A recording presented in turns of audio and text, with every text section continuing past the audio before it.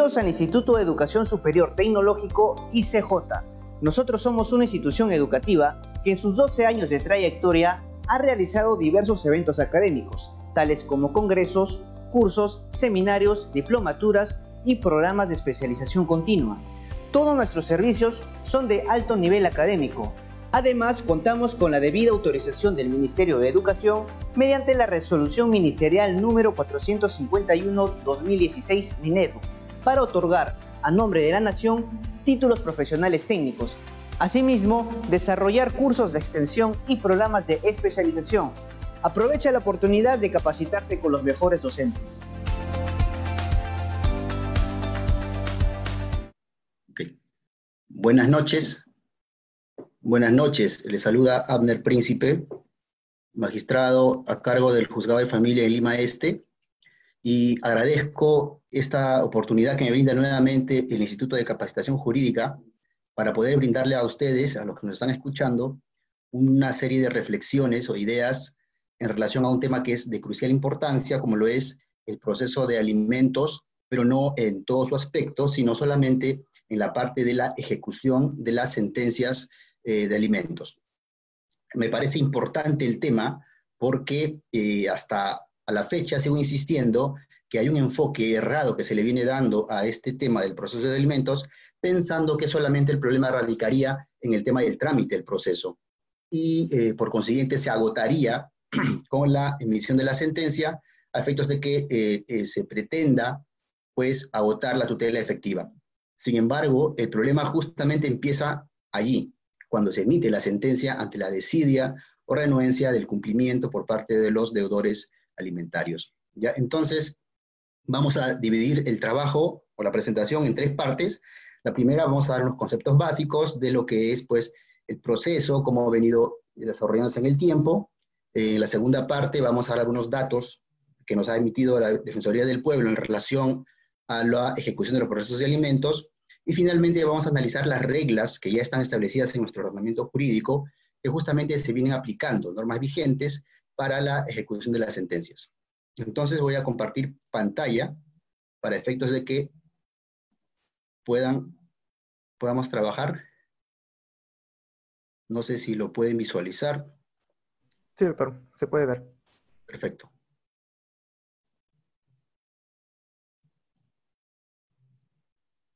No sé qué ha pasado. No se amplía el... Presionando el botón F5 podría... A ver, doctor.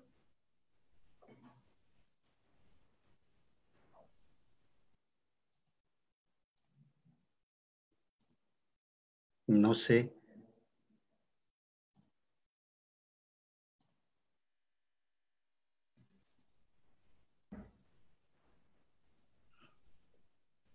No se amplía, ¿verdad?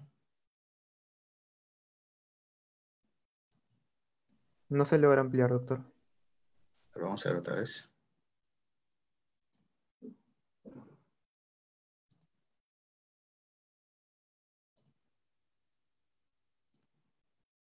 Ya está. ¿Se puede ver?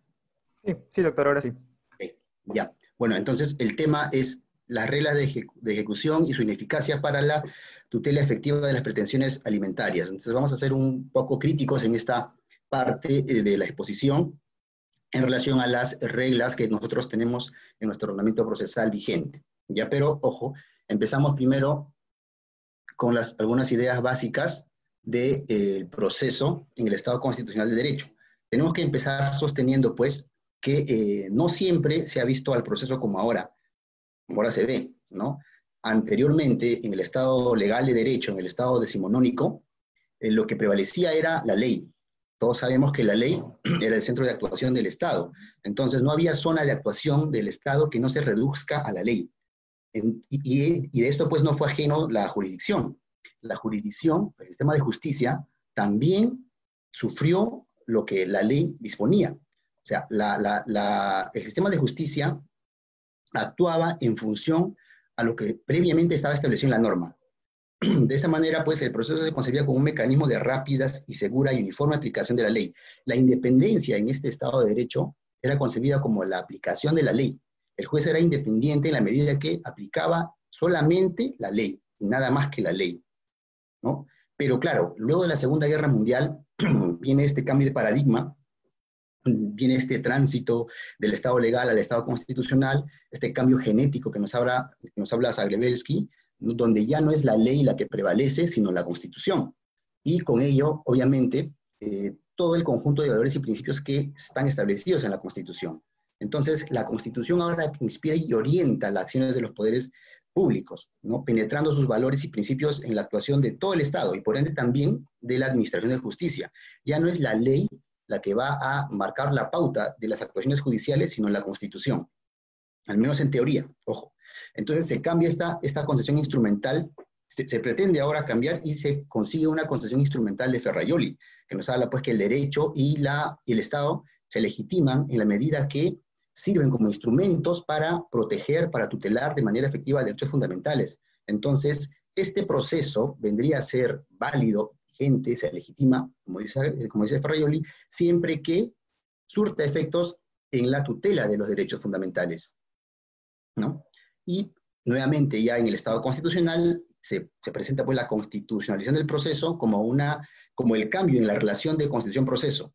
Ya no es ese proceso autónomo, ese proceso independiente, científico, ajeno al derecho sustantivo que se pretende proteger, sino pues ahora el proceso tiene que seguir las pautas y de acuerdo a los valores y principios que establece la Constitución.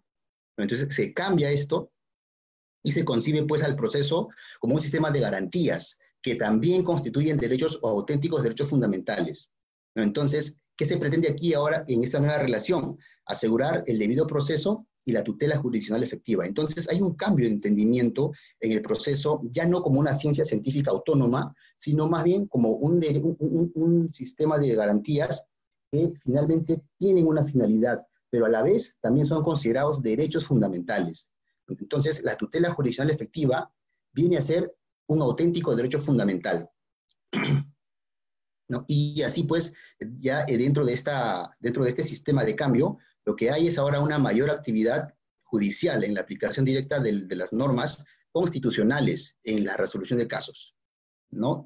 Hay una existencia de abanico de principios sustantivos y de derechos a disposición de la jurisdicción. La jurisdicción ya no solamente se sujeta a la ley, sino sobre todo a las normas y principios de la Constitución. Y cuando verifica que la aplicación de una regla o una norma pretende afectar un derecho, entonces simplemente deben aplicarse esa regla y aplicarse las normas o el valor que está en la Constitución. Simplemente es eso. Entonces también hay un uso de la ponderación. O sea, además de la subsunción, a veces se sostiene que la subsunción no se puede resolver por los conflictos que se presentan en los procesos, por ejemplo, en el caso de antinomias. Un caso de antinomia no podría resolverse con la subsunción y por consiguiente entra aquí a tallar ya la ponderación, ¿no? Entonces el juez, por consiguiente, antes de aplicar la norma procesal, debe asegurarse que sea concordante con el valor y principio que se quiere proteger. Y así pues, como decimos, hay ese cambio de entendimiento, el proceso visto ahora como una tutela jurisdiccional efectiva, entendida esta como un derecho humano también, ¿no? ¿Qué es la tutela jurisdiccional efectiva? Entonces, ya la tutela jurisdiccional efectiva es un derecho humano que ya no se limita, pues, solamente a acceder a la justicia, no se limita únicamente a contar con una sentencia, poder participar en el proceso y contar con una sentencia, sino también comprende ahora que la decisión tomada en un proceso, en una controversia, se cumpla de manera efectiva, real y concreta. Entonces, la pretensión no quedará satisfecha ya ahora por la sentencia, como se viene pensando, sino que, si esta es fundada o no, sino que cuando esta, o el contenido del fallo, o el contenido de la decisión realmente se cumpla, ¿no? Esto nos dice Jesús González Pérez. Claro, y como decimos, si todo derecho fundamental tiene una doble dimensión, ¿cierto? Entonces, el derecho a la tutela jurisdiccional efectiva también tiene una doble dimensión. Tiene una dimensión subjetiva y una dimensión objetiva. ¿Cuál es la dimensión subjetiva del derecho a la tutela jurisdiccional efectiva? Bueno, el hecho de que la persona exija que se cumpla lo que se ha dicho en un proceso, en una sentencia, que no se retarde la ejecución de la sentencia y que por consiguiente se ejecute tal cual. la dimensión subjetiva, pero también tiene una dimensión objetiva, ojo. Y esta dimensión objetiva es mucho más interesante porque, como lo dice, exige que tanto la expedición de las leyes, ojo, expedición de las leyes, como su interpretación de las leyes, la interpretación de las leyes por parte de los poderes públicos, se realicen conforme a los derechos fundamentales. Entonces, la interpretación de las leyes ya no es, pues, simplemente aplicarlas tal cual, según el contenido literal de la disposición, sino que debe primero hacerse un estudio, un análisis de compatibilidad con la norma suprema, que es la Constitución. ¿No? Esa es la dimensión objetiva de los derechos fundamentales, y en este caso del derecho a la tutela judicial efectiva. Aquí es algo interesante. Esta dimensión objetiva, como toda dimensión objetiva, exige de parte del Estado una adopción de medidas necesarias para que se ejecute lo que se ha dicho en la sentencia. Entonces, aquí ya corre a cargo de la autoridad judicial, en todo caso, de poder adoptar de manera de oficio todo lo que pueda ser necesario para que la sentencia pueda ejecutarse de manera sencilla, rápida y urgente. Si no, no hay tutela efectiva, porque, ojo, la tutela efectiva se manifiesta también a través de la ejecución de las resoluciones judiciales, y en la medida que no se satisface esta ejecución de la resolución judicial, tampoco se está satisfaciendo, pues, el derecho a la tutela jurisdiccional efectiva, ¿no? Entonces, aquí, lo digo bien claro, incluso el Tribunal Constitucional también ya ha establecido, pues, que una de las manifestaciones del derecho a la tutela jurisdiccional efectiva es la ejecución de las sentencias judiciales, ¿no? El caso Forlán y familiares versus Argentina es un caso muy importante, porque creo que en este caso ya la Corte Interamericana de Derechos Humanos establece claramente que la obligación de parte de los estados de poder adoptar lo que fuera necesario para que la sentencia, en un caso, se concrete, se ejecute tal cual se ha decidido, ¿no? Y esto incluso nos dicen en este caso Forlán y familiares versus Argentina, que debe ser de impulso, o sea, de oficio, así como dar impulso y ejecutar las mismas sin obstaculizar el sentido y alcance de la decisión ni retrasar indebidamente su ejecución. O sea, le pone o le traslada esa carga al Estado a través de la autoridad judicial para que impulse de oficio la ejecución de la sentencia y no esperar la actividad del particular, de la parte, de poder desarrollar lo que la ley exija de repente para que recién se ejecute la sentencia, ¿no? Y esta es la segunda parte de la exposición. En esta segunda parte, más o menos vamos a verificar cuál es el informe de la Defensoría del Pueblo que ha emitido respecto de la ejecución de las sentencias. En realidad es un informe muy rico, pero vamos a ver lo que se refiere a la ejecución de la sentencia. Como pueden ver, la duración del proceso y ejecución de sentencia en los procesos de alimentos. La duración de los procesos, según este informe, en primera instancia, o sea, hasta que se emita la sentencia, pueden durar incluso, en su mayoría, hasta el año, 365 días. Vemos como el 28% punto 2 de los procesos se han sentenciado en menos del año. O sea, entre 6 meses y 12 meses, o 6 meses y un año. Pero hay otro porcentaje también del 19.3 que se ha podido sentenciar luego del año, o sea, año y medio, 2 años, lo que fuera, pero más del año. Pero también hay algo importante, hay un pequeño porcentaje del 2.6% que se ha sentenciado en 30 días, rapidísimo, en 30 días, y es un porcentaje 2.6% relativamente significativo, claro, pero no se compara con el resto de procesos que han sido sentenciados, bueno, más de un año, ¿no? Pero sin embargo, yo advierto aquí que hay un problema, claro que sí, en la demora de la sentencia. Pero ojo, a pesar de eso, no sería ese el problema. Vamos a ver aquí, el nivel de ejecución de las sentencias. Hemos visto que las sentencias, en su mayoría, se realizan antes del año, ¿ya? Pero, y sin embargo, ¿cómo es con la ejecución? Ahí sí hay un problema. La ejecución solamente se ejecuta, las sentencias que se ejecutan solamente son el 38.9%. Ojo, de esos que hemos visto que se sentencian antes del año, hay un 38.9% que logra ejecutarse. El 50% no se ejecuta. Ojo, el 50% no logra ejecutarse y un 11.1% no precisa. Claro, aquí el hecho de que no precise significa simplemente que tampoco se ha ejecutado, entiendo. ¿no? Pero ahora, de ese 38.9% que se ha ejecutado, veamos en qué tiempo se ha ejecutado. A pesar de que se ha ejecutado menos del 50%, ese pequeño porcentaje se ha ejecutado de esta manera. O sea, el 27.3% en los 5 primeros meses. Entiendo que desde que se dicta el consentimiento o que la sentencia queda ejecutoriada, ¿cierto? Entonces, 1 a 5 meses. De 6 a 10 meses, un 16%. Pero el grueso se ejecuta en más de 15 meses. El 23.5% más de 15 meses, año 3 meses.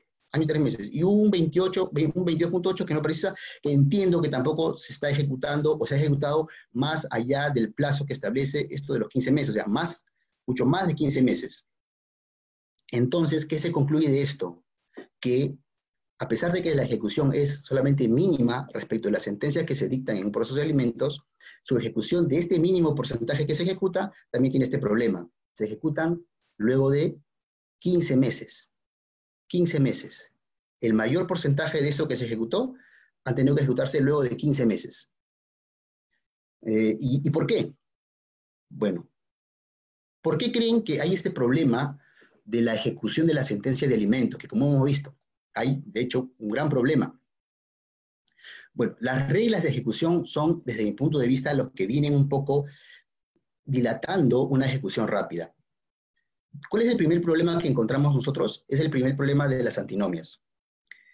¿Hay antinomias en nuestra legislación procesal en materia de ejecución de sentencias alimentarias? Yo considero que sí hay antinomias. Una de las antinomias que establece es, que podemos advertir, están contenidas en el artículo 566 del Código Procesal Civil, cuando nos dice que la sentencia se ejecuta aunque haya apelación. La pensión de alimentos que fija una sentencia debe pagarse por periodo adelantado y se ejecuta aunque haya apelación. En este caso se formará el cuaderno separado. Si la sentencia de vista modifica el monto, se dispondrá el pago de este. Ojo, se espera también aquí la sentencia de vista.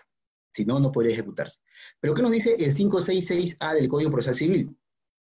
Contrariando la disposición anterior, dice, si el obligado, luego de haber sido notificado para la ejecución de la sentencia firme, entonces ya cambió todo. O sea, sentencia firme para ejecutar y luego se ejecuta cuando hay apelación, es una clara incongruencia, si no quieren verlo como una antinomia, es una clara incongruencia de las disposiciones normativas de ejecución de sentencia de alimentos, ¿no? ¿Por qué? Porque, claro, una vez que se ejecuta, una vez que se dicta la sentencia, es apelada la sentencia. Se apela y se va al superior. Entonces, ¿qué hace el juzgado? Se forma un cuaderno de ejecución anticipada de sentencia. Claro, pero este cuaderno de ejecución anticipada de la sentencia no puede ejecutarse en los términos que establece la norma. No puede ejecutarse en los términos que establece en relación a la liquidación. O sea, no podría iniciarse una liquidación de devengados en un cuaderno de ejecución anticipada de sentencia porque no hay un monto cierto, no hay un monto exigible, no hay el periodo que comprende esos devengados. Entonces, como no hay eso, es imposible jurídicamente ejecutar una sentencia en base al cuaderno de ejecución anticipada de la sentencia. Entonces, este cuaderno de ejecución anticipada de la sentencia se forma para los casos donde no hay problema de ejecución. ¿Por qué? Porque simplemente se van adjuntando los vouchers que van presentando las partes respecto del cumplimiento de la pensión de alimentos y se van adjuntando el cuaderno. O de repente la empresa ofició que le pagó a la señora tal el monto de un porcentaje y que está cumpliendo por concepto de pensión de alimentos. Entonces, no habría problemas y todo marcha bien. Pero surge el problema cuando justamente no se cumple. Cuando el deudor alimentario no cumple este pago de la pensión de alimentos y entonces el cuaderno de ejecución anticipada de la sentencia queda pues sin fuerza, es un cuaderno, es un incidente débil y realmente no se puede hacer nada, salvo los apercibimientos, salvo las medidas que se pueden ir adoptando, como las multas al deudor que no cumple con el pago, pero ojo, eso tampoco garantiza pues a la señora o al señor, al niño o niña que tiene una pensión de alimentos en sentencia, no le interesa que lo multen o que se impongan multas, una serie de multas, lo que le importa es que obtenga la pensión. O sea, que le depositen mensualmente la pensión, ¿no? Entonces, ¿Cuál es el segundo problema? Hay otro problema, claro que sí, el problema de la asignación anticipada. Por ley, el artículo 675 del Código Procesal Civil nos establece que el juez de oficio debería, pues, conceder u otorgar una asignación anticipada, un monto de dinero de manera provisional. Claro, esto está dentro del libro de medidas cautelares, pero ojo, esto no es una medida cautelar. La medida cautelar, como sabemos, tiene por propósito garantizar o asegurar el cumplimiento efectivo de lo que se diga más adelante. Aquí no se está asegurando nada, aquí ya se está otorgando el derecho. Ya se está protegiendo el derecho, que es un derecho a la pensión de alimentos en un monto determinado. Ya se está otorgando. Entonces, no es una medida cautelar propiamente, sino es una anticipación a la protección del derecho, porque ya está fijando, como repito, el monto de la pensión.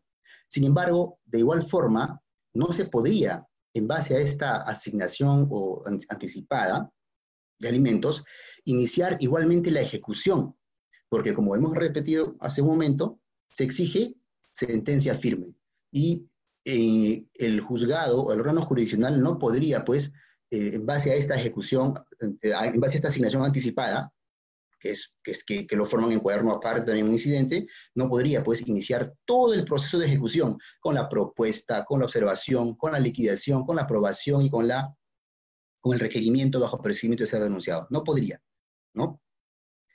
Entonces, la resolución que concede la asignación anticipada carece de los elementos necesarios para la resolución. Claro, ¿qué carece? Carece del monto de las pensiones devengadas, carece del periodo devengado, y por consiguiente, como repito, no se podría iniciar la investigación penal por el delito de omisión a la asistencia familiar, porque, como recordemos, el sistema de tipificación penal ha recogido el sistema indirecto que requiere de la existencia de una resolución judicial para que recién pueda iniciarse la acción penal por el delito de omisión a la asistencia familiar. Si no existe esta resolución, no podría iniciarse la acción por este delito. Entonces, ¿hay otro problema? Sí. El tercer problema es el problema de las copias certificadas. La remisión o el envío de las copias certificadas, ¿a dónde? A la Fiscalía. ¿Para qué? Para el inicio de la acción penal correspondiente. Esto fue materia de un pleno incluso, donde la pregunta que se presentó, que se planteó fue la siguiente. El apercibimiento de remitir copias certificadas de las pensiones devengadas de alimentos al fiscal provincial penal de turno para el inicio de la acción penal por el delito de omisión a la asistencia familiar debe ser solicitado necesariamente por la parte o puede ser decretado de oficio. O sea, el hecho de enviar las copias a la Fiscalía puede ser hecho por el juez o tiene que pedirlo necesariamente la parte. Hemos visto hace rato que en el caso Furlan y Familiares versus Argentina, la Corte dijo que el Estado debe impulsar la sentencia, ¿cierto? La ejecución de la sentencia. Debe adoptar las medidas para que se ejecute de manera sencilla y rápida, de oficio. Impulso de oficio. Sin embargo, ¿qué se resolvió aquí? En base al artículo 566A, o interpretando este artículo, que desde mi punto de vista fue una interpretación que no se condice o no es compatible con los valores y principios que establece la Constitución, se adoptó por mayoría que el apercibimiento debe ser solicitado por la parte. No podría el juez de oficio remitir las copias de las liquidaciones devengadas a la Fiscalía porque la parte no lo ha solicitado.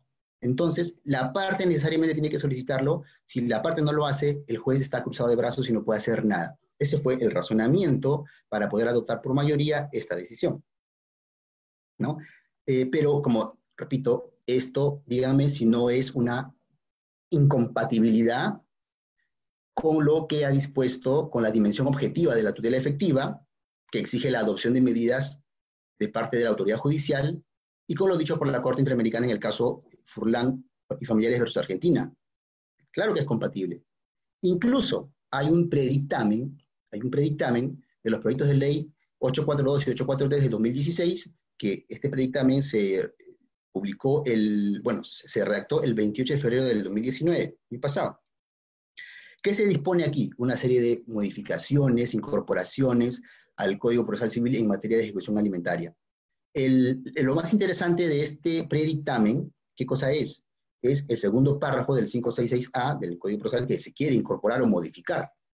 Dice, además, ante el incumplimiento de pago de los alimentos por parte del obligado, luego de haber sido notificado con la sentencia firme, el juzgado de oficio, ojo, de oficio, remitirá copia certificada de las resoluciones judiciales a la Fiscalía Provincial de turno, a fin de que proceda con arreglo a sus atribuciones. La Fiscalía, ojo, procede bajo responsabilidad, sin exigir formalidad alguna no prevista en este artículo 566A, y está impedida de devolver los actuados. O sea, esto de la remisión debe ser de oficio, como que le quita validez o le resta validez a lo que se dispuso en el Pleno. En el Pleno se dijo, no, tiene que ser la parte. Esto acá dicen, no, puede ser de oficio, o tiene que ser de oficio. Y además le dice a los fiscales que tú no puedes exigir a algún requisito que no esté en este código, que no esté en esta norma. Y por consiguiente te encuentras impedido de devolver los actuados bajo ningún argumento al juzgado de paz letrado o al juzgado de ejecución de la pensión de alimentos. Puede ser el juzgado de paz letrado, puede ser el juzgado de familia, ¿cierto? Y bueno, otro problema, el problema de la notificación de requerimiento de pago de las pensiones devengadas al demandado en los procesos de alimentos. Claro, este también es otro problema y tal vez uno de los más importantes que yo advierto hasta ahora, porque hay un conflicto o hay un intercambio de criterios contrapuestos entre la justicia penal y la justicia civil o justicia de familia, diría yo, porque son procesos de alimentos, ¿verdad? En la medida que los juzgados de familia, perdón, los juzgados penales están emitiendo disposiciones que vienen pues a significar una demora en la ejecución de la sentencia. El problema es el siguiente, y también, ojo, esto fue materia de un pleno, pero ¿cuál es el problema? Para ubicarnos en el contexto, la ejecución de los devengados termina con una resolución que aprueba un monto devengado por un periodo determinado. Este monto devengado en esta resolución final se le requiere al obligado para que cumpla con el pago de ese monto aprobado. Y también se le pone el apercibimiento, que ya vimos debería ser de oficio, no esperar que la parte lo haga o que lo pida. Se pone el apercibimiento de que en caso de incumplimiento se remita esto a la Fiscalía para, obviamente, el inicio de la acción penal por el delito de la omisión a la asistencia familiar, ¿cierto? Entonces, ese fue el problema. El planteamiento o la pregunta planteada fue esa. ¿Debe ser notificada a domicilio real o basta con la notificación al domicilio procesal, a la casilla electrónica, lo que fuera? ¿Qué se resolvió? Nuevamente, por mayoría, el Pleno resuelve que sí es necesario que la resolución de requerimiento de pago de las pensiones devengadas sea notificada al domicilio real del demandado, señalando en su ficha RENIEC, siendo insuficiente, ojo, siendo insuficiente la notificación al domicilio procesal o casilla electrónica.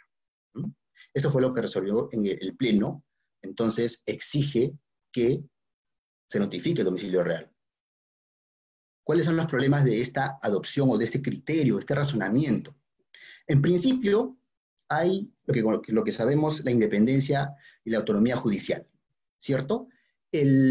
Cada órgano jurisdiccional es autónomo, ¿sí? Según sus competencias, ¿cierto? Entonces, no puede un órgano jurisdiccional distinto invadir las competencias de otro órgano jurisdiccional.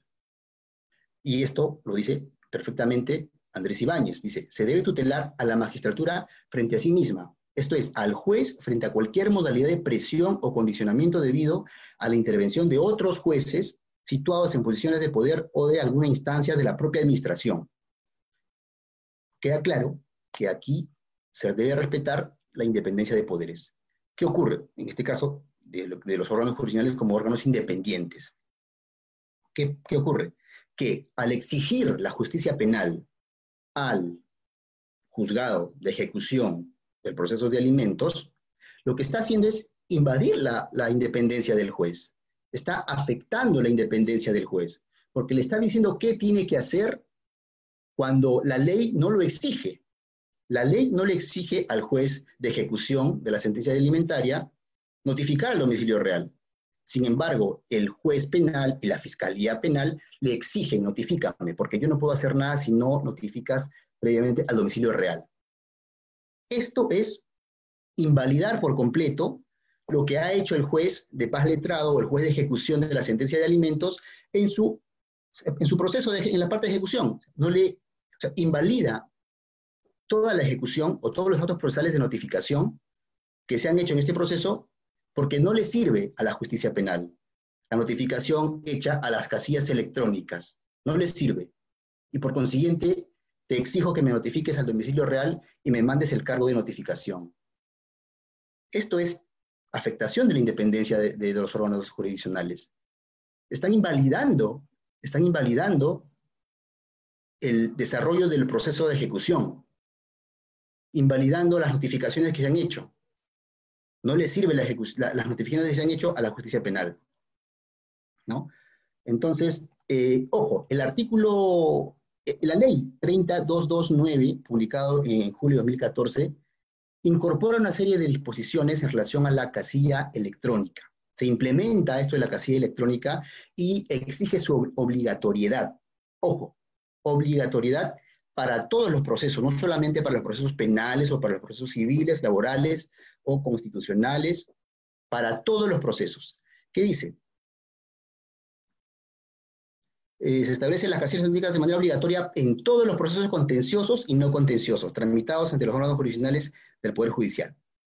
Ojo, para todos. Asimismo, se contraviene, claro, de hecho, se contraviene el artículo 155C de la Ley Orgánica. ¿Por qué? ¿Qué establece este artículo 155C de la Ley Orgánica? Dice que la resolución judicial surte efectos desde el segundo día siguiente en que ingresa su notificación a la casilla electrónica. Ojo, establece la obligatoriedad y desde cuándo surte efectos de esta casilla electrónica o de esta notificación a la casilla electrónica. Sin embargo, en el ámbito penal, esto no vale. O sea, la ley de la casilla electrónica, que establece la casilla electrónica como obligatoria y que también establece los efectos desde cuándo empiezan a contabilizarse los plazos, tampoco serviría de mucho, ¿no? Finalmente, también hay otro tema, el derecho de defensa del inculpado. Lo que se viene sosteniendo, entiendo, en la justicia penal es que el inculpado, el procesado, el deudor alimentario, tendría que ser notificado a su domicilio real porque esto garantizaría, pues, recién su derecho de defensa, a efectos de que pueda defenderse en el ámbito de la justicia penal. ¿Ya? Pero ¿qué garantiza el derecho de defensa en principio? ¿Qué es lo que garantiza este derecho? Ya. Este derecho se proyecta las facultades e inmunidades que en su nombre se encuentran garantizadas no solamente en principio al proceso penal, sino a todos los procesos, incluso procedimientos administrativos, arbitrales o del fuero militar. No solamente corresponde al ámbito del proceso penal, ¿ya? Entonces, su afectación solamente podría concretarse cuando hay intervenciones injustificadas, no cuando hay una justificación legal o judicial que lo motiva, ¿cierto? Entonces, lo que, como ha dicho la sentencia del Tribunal Constitucional en el proceso 3378-2019, lo mínimamente garantizado por este derecho, por el derecho de defensa, es que toda persona que participa en un proceso judicial que fuera, no quede en estado de indefensión material, es decir, que se le condene o disponga de sus derechos y obligaciones sin habérsele permitido antes formular sus descargos, sin habérsele permitido antes formular sus descargos, o en términos más generales, ser oído por quien tiene la competencia legal para decidir. En un proceso de ejecución de alimentos, o el proceso de alimentos cuando está en etapa de ejecución, aquella persona, deudor alimentario, demandado, que ha observado la liquidación de pensiones devengadas, que ha incluso apelado la propuesta que formuló la parte demandante, que apeló la resolución que aprueba el monto devengado, ¿tuvo la oportunidad de defenderse o no? Si tuvo la oportunidad de defenderse. Y si tuvo la oportunidad de defenderse, ¿por qué decimos que está afectando su derecho de defensa? El derecho de defensa garantiza eso, garantiza que la parte pueda formular sus descargos, pueda observar alguna decisión judicial o algún acto procesal. Y esto sí lo puede hacer en el proceso de alimentos en la etapa de ejecución. Como repito, desde que se inicia el proceso, desde que es notificado con la demanda, desde que va a la audiencia, desde que es notificado con la sentencia, desde que le notifican con la propuesta de vengados, desde que le notifican con la resolución que aprueba el monto de vengado por el periodo determinado. Todo eso hace ver o evidencia que sí ha tenido la oportunidad de formular sus descargos. Entonces, no hay ningún derecho de defensa que se le pueda afectar o que se pueda alegar como afectación, ¿no? Y esto ya es más contundente, lo que dice el Tribunal Constitucional. No cualquier irregularidad con su tramitación constituye per se una violación del derecho de defensa. Solo se produce tal afectación del derecho en cuestión cuando tras la irregularidad en su tramitación, se alcanza que el justiciable quede en estado de indefensión. Cuando no ha habido oportunidad, por una irregularidad en el trámite, ya de poder defenderse. Pero esto no ocurre cuando el procesado, el deudor, puede plantear su demanda. Claro, puede plantear sus observaciones. Claro, ahora, en el ámbito penal entiendo que hacen la división entre defensa formal, defensa material, ¿cierto? Defensa material, desde el inicio de un proceso o desde el inicio que se le imputa algo a una persona, puede ejercer su defensa. Defensa material, busca a un abogado, a un letrado en derecho para que lo defienda técnicamente en un proceso. Como fuera, formal o material, como fuera, lo que se pretende finalmente es que la persona no quede en estado de indefensión. Y desde que ya incluso contrata a un abogado, este abogado se apersona al proceso, señala la casilla electrónica, ya está ejerciendo su derecho de defensa. Ya lo está, ¿no? Entonces, ¿qué pasa? Este razonamiento es el siguiente. Lo que yo entiendo es que hay un razonamiento flexible en favor del deudor, del demandado, y obviamente en perjuicio del menor, del niño o niña beneficiario de la pensión de alimentos. ¿Por qué? Porque se parte, en principio, analizando o poniendo como premisa al obligado. Primero analizo las posibilidades del obligado, parto del obligado, y luego recién me voy, en segundo lugar, a analizar pues lo relacionado con el niño, si es que lo hacen, si es que se hace. Y eso está mal, eso es un razonamiento desde el punto de vista equivocado, errado. ¿Por qué? Porque primero se parte del niño, del beneficiario. ¿Quién es el beneficiario en la pensión de alimentos? ¿Quién ganó en un proceso de alimentos y quién es el beneficiario y a favor de quién se dictó una sentencia, un monto de pensión alimenticia? Se debe partir desde esa perspectiva. Primero comienzo analizando a quien ganó el proceso. ¿Por qué? Por el principio del interés superior del niño. En toda medida que se tenga que adoptar, va a tener una consideración primordial el interés superior del niño. Y analizar de manera inversa, poniendo primero al obligado, simplemente es o constituye una afectación de este principio. Esto es algunos de los proyectos que están encarpetados en el Congreso. El tema del arresto civil se pretende ahora como una medida, como una forma de efectivizar más las sentencias de alimentos del arresto civil. Hasta ahora sigue encarpetado, no hay un pronunciamiento respecto de este tema. No sé en qué medida podría funcionar, porque, claro, como pueden ver, ahí dice, el arresto civil no podrá mantenerse por más de 2 meses. Claro, se suspenderá la obligación alimentaria mientras dure el arresto civil. Todas estas medidas, de hecho, y la que también hemos visto, la que está encarpetada, también dispone que de remitirse a la Fiscalía de oficio y que la Fiscalía no podría devolver por ningún motivo los actuados al órgano jurisdiccional de ejecución. Claro, son formas o constituyen una búsqueda de formas de ejecutar la sentencia de manera efectiva, pero finalmente no estoy tan seguro de si estas formas de ejecución podrían realmente efectivizar la sentencia.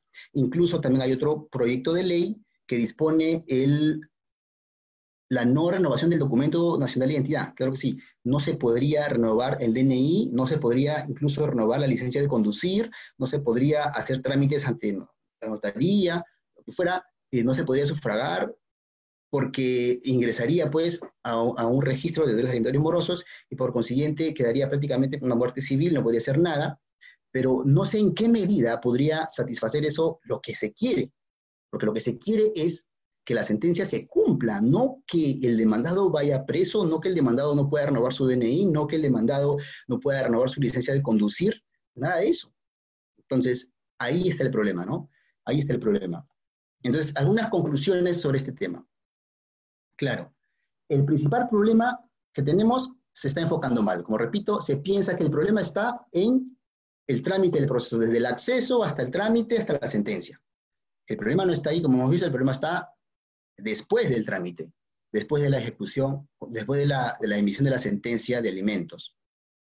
Se perdura este enfoque equivocado, ¿no?, que se viene haciendo desde afuera y desde adentro del sistema de justicia en relación al problema del proceso de alimentos, en relación a esta crisis. Se sigue pensando y se siguen emitiendo más disposiciones de trámite, Por ejemplo, el proceso simplificado y virtual de alimentos para niños, niñas y adolescentes, que exige que la sentencia se emita en la audiencia. Pero eso ya está.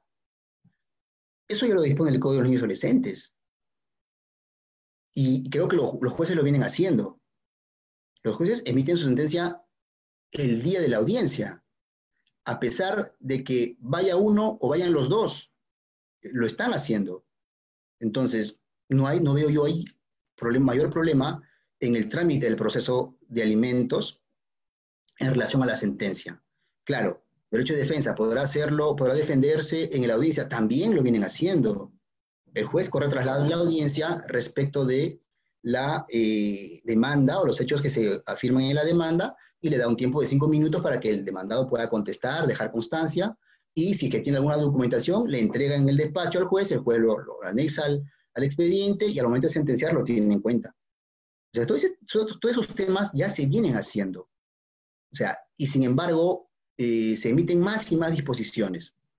Claro, pero en cuanto al tema de la ejecución de la sentencia, no hay ninguna disposición o ninguna directiva, unos pasos que podrían ayudar a ejecutar de manera rápida, sencilla, oportuna la sentencia, ¿no? Entonces, ¿esto qué implica? Que en la parte de ejecución haya aún una aplicación formal, literal, de las reglas de ejecución.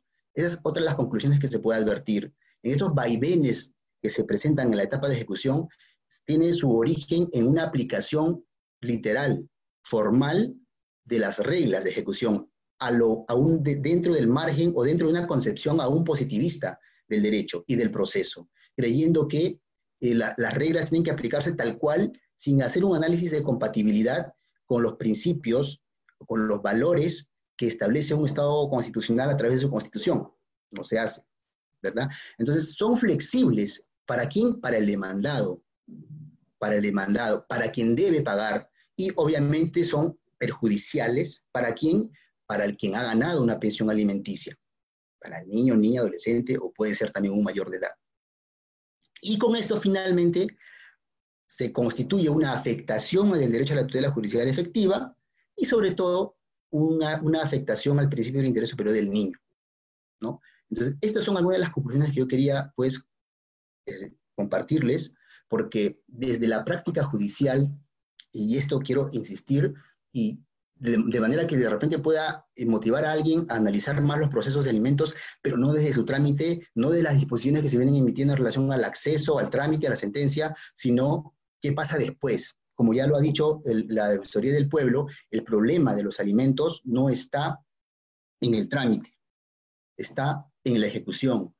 Son menos del 50% que se ejecutan, y esos menos del 50% que se ejecutan lo hacen luego de 15 meses para arriba.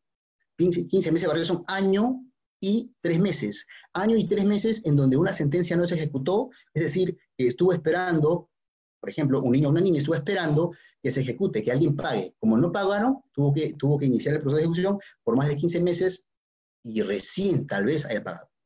Y eso porque con todo lo que pasa, y como hemos visto en la justicia penal, también pues no se garantizaría con el simple hecho de aprobar una deuda por devengado, ¿no? Un devengado por alimentos. Bueno, entonces, eso sería toda mi exposición. No sé si hay algunas preguntas. Yo con gusto podría ayudarles a resolverlas, no sé. Sí, doctor. En la parte inferior contamos con la opción de preguntas y respuestas y acaban de hacer 3 preguntas. No sé si lo puede lograr a ver. A ver, sí. Buenas noches. No veo ninguna pregunta. Sí, doctor. Abajito al costado, en la parte inferior, al costado de la parte izquierda, en la sección preguntas y respuestas. No sé si lo logra ver. Sección preguntas y respuestas. Ah, ya. Listo. Ya, a ver, antes de la implementación del proceso simplificado y virtual de la independencia de alimentos, los justiciables podían acceder a demandar únicamente con llenar el formulario y no se necesitaba abogados o su firma, ¿ya? Ahora, con el nuevo proceso para ingresar a la demanda se necesita una casilla electrónica y esta únicamente la tienen los abogados. En ese sentido, ahora los padres y madres se ven limitados a seguir sus procesos. ¿Qué opinan al respecto? Ya, claro, lo que pasa es que en estos procesos regulados por esta nueva directiva del proceso simplificado de alimentos, son para procesos, entiendo, que recién van a iniciar. Que recién, los que ya han iniciado los procesos de alimentos, por ley o por regla, no se exige que cuenten con un abogado. Lo pueden hacer de manera presencial, sola, sin abogado. Pero claro, ¿qué problemas va a traer esto? Por esto del estado de emergencia y la pandemia, un atraso en las notificaciones, porque tendrían que notificar de manera física al domicilio real de las partes. Y esto sí va a traer demora, ¿no? Pero de hecho no hay ley que exija que los procesos de alimentos deban necesariamente contar con abogado. Lo pueden hacer sin abogado, ¿no? ¿Se ven limitados a seguir sus procesos? Claro, pues, claro. Si es que le exigen un abogado, se ven limitados a seguir sus procesos. Pero ojo, la ley no le exige. Ahí creo que no es así. La ley no le exige. La ley exige en casos donde quieran hacer a través de este proceso simplificado de alimentos.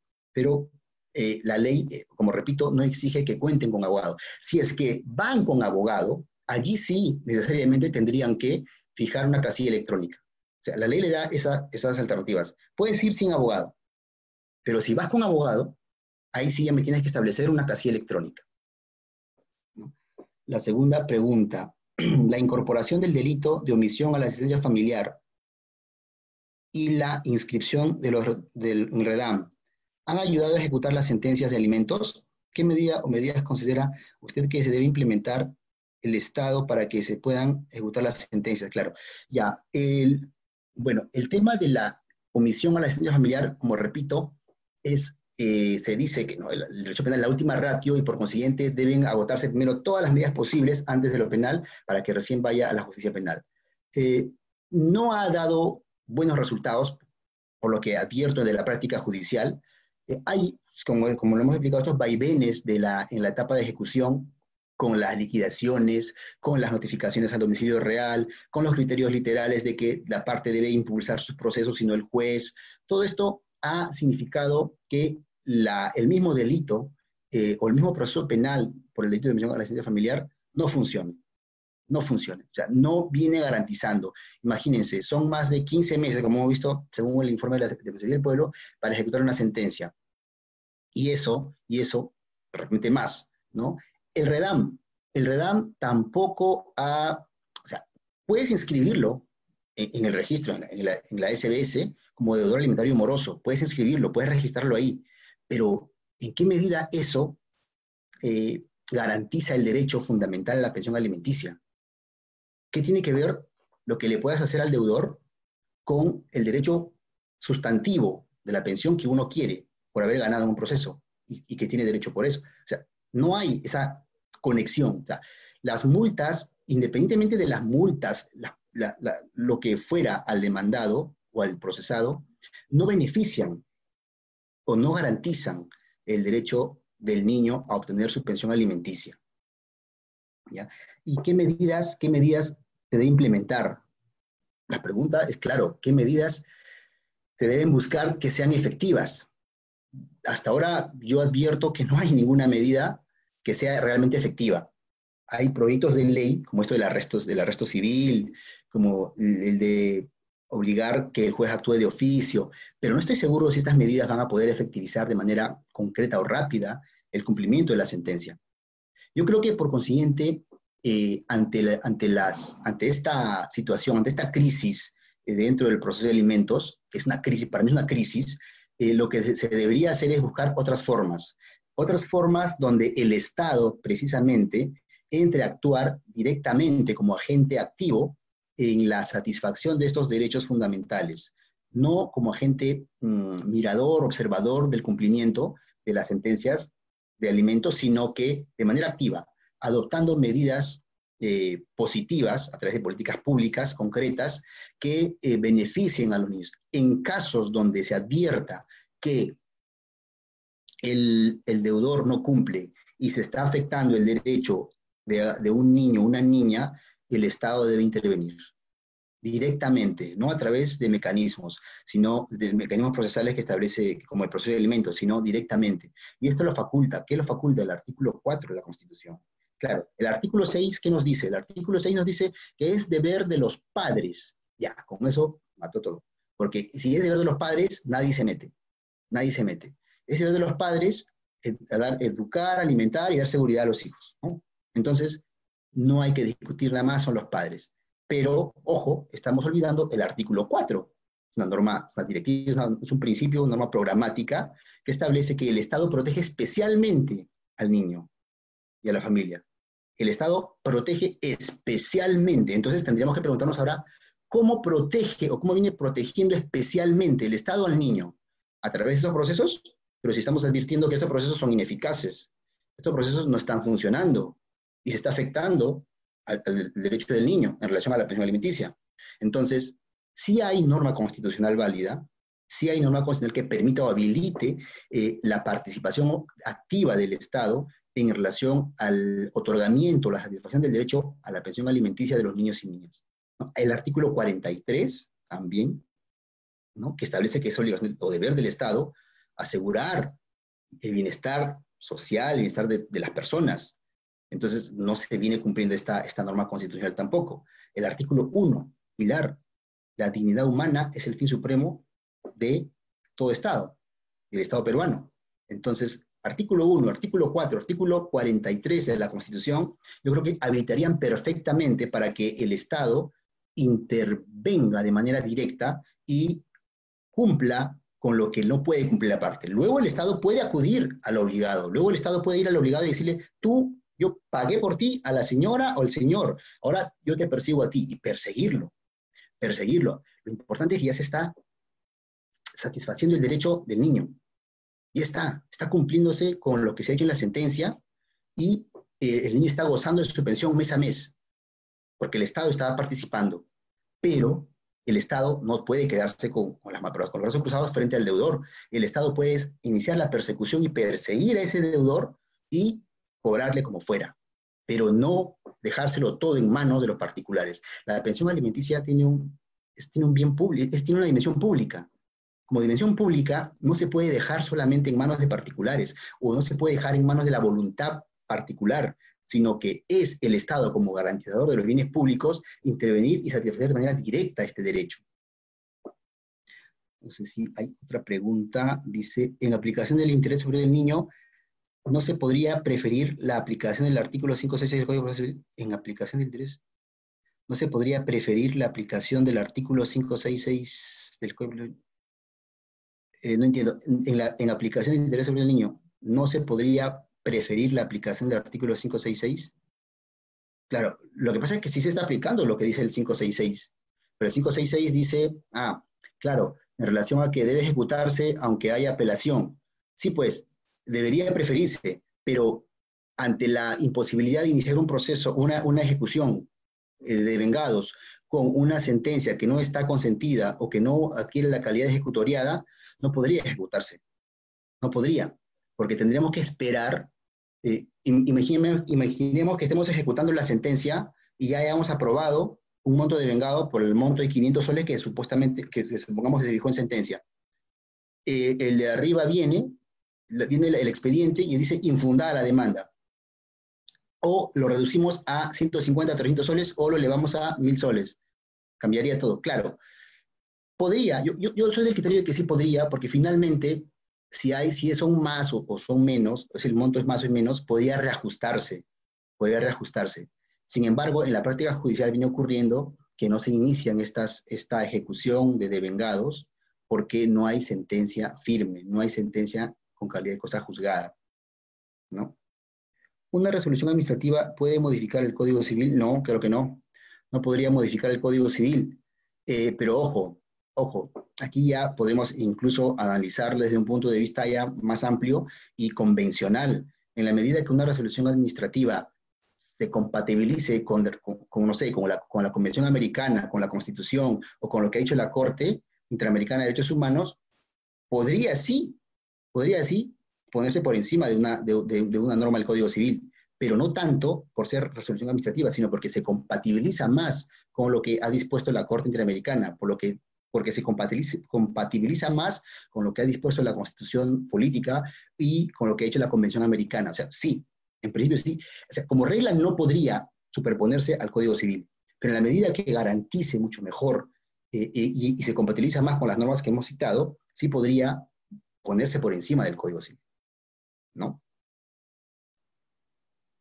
Bueno, esas son las preguntas que he advertido, me han formulado. Agradezco nuevamente al Instituto de Capacitación Jurídica por esta oportunidad y espero pues haber al menos dado algunos alcances de este problema que es tan importante y que sin embargo hasta la fecha no se viene dando la importancia que merece.